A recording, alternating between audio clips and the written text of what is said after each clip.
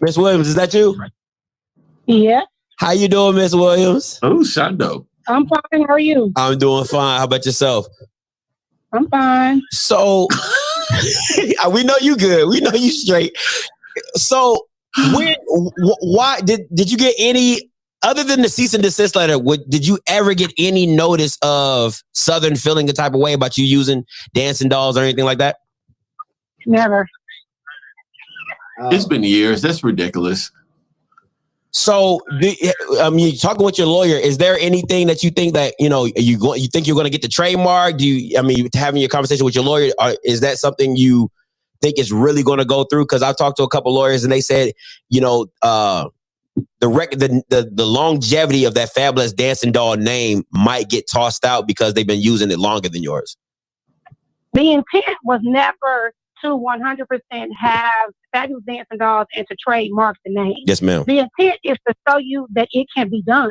See, the idea that a person would come after a community-based organization that coaches and teaches children that are kindergartners, middle schoolers, high schoolers, and students that want to attend HBCUs want to come and be at these universities, be it whether they want to dance or just be on the campus.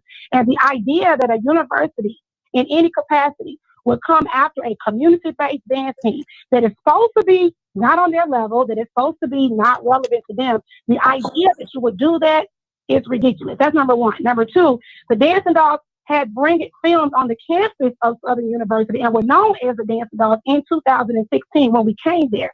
So if it was a problem, why wasn't anything said then? When the Dancing Dolls TV show came out on Bring It in 2014, why wasn't anything said then? We have been on campus at Jackson State, on campus at Southern multiple times, performed there even before Bring It was even a thing. Why wasn't something said then? Why is it all of a sudden something said now? That's my concern. Because now at this juncture where the show made the name very popular, the team became very popular, you have teams called the Dancing Dolls all over the world, middle school, high school. The Fort Valley State University's team is called Dancing Doll Divas. Like, there's so many teams. Why me? Yes, ma'am. Out of everybody. Now, I wasn't going to say anything about it because I trademarked class number 35 for Dancing Dolls and the use of merch, meaning like my bags, hats, jackets, coats, and all of that. I wasn't going to say anything about Fabulous Dancing Dolls, but because it was that easy to get, I said, let me prove a point. You can come and take mine. And here I am. I'm nobody to you. Why would you come and try to demean me and my kids? And to them, it didn't mean anything. But imagine what that would mean to a child that's sitting there like, well, wait a minute. I wanted to go to Southern. I wanted to go to the school. Well, why would they say that I couldn't do what? How do I explain that? Absolutely. Because you're mad at me for whatever the reason is. I'm hearing multiple things that my name has been ringing in multiple group chats for years. It's been years. But I dismissed it because I'm like, why would they care about my little community-based dance team? Why does it matter?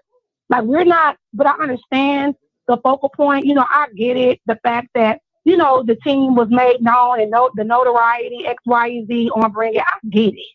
But at the end of the day, it sounds just a little too convenient now, 21 years later. Like, why? It doesn't matter. There's a whole pop group in China called the Dancing Dolls. Why now? Mm-hmm. It just doesn't make any sense to me. I don't think it makes a lot of sense to anybody. Probably outside the Southern administration. But overall, Miss Williams, what are you looking to get from this? Like, overall, is it just like, hey, let's let bygones be bygones. You do your thing, we do our thing, and we continue to, move forward? Or do you think they're going to take this to, either for the legal matters? They can do whatever they want to do. Because I said what I said. My goal was to put them on notice and let them know that it can be done. And that a person that is trying to start a team, I don't care, not a team, a business. I don't care if you want to start a lawn cutting service or a hair company or shit. If you want to trademark a type of Vaseline or grease or shea butter, trademark your name, because people will try to make you feel like you're small and they'll try to make you feel like you're nothing. And if you don't stand up for yourself, this kind of stuff is going to keep happening.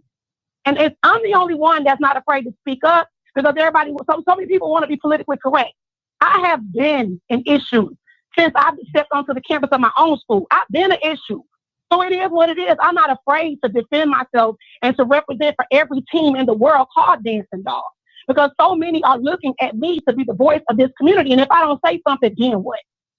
So for me, what I'm trying to get out of this whole situation is to let them know, just like you tried to get me, your ass can get got too. Like, stop playing with people. Like, in the midst of it all, stop playing with people. I have Dancing Dolls trademark under the class of retail goods and services, merch, bags, hats, apparel.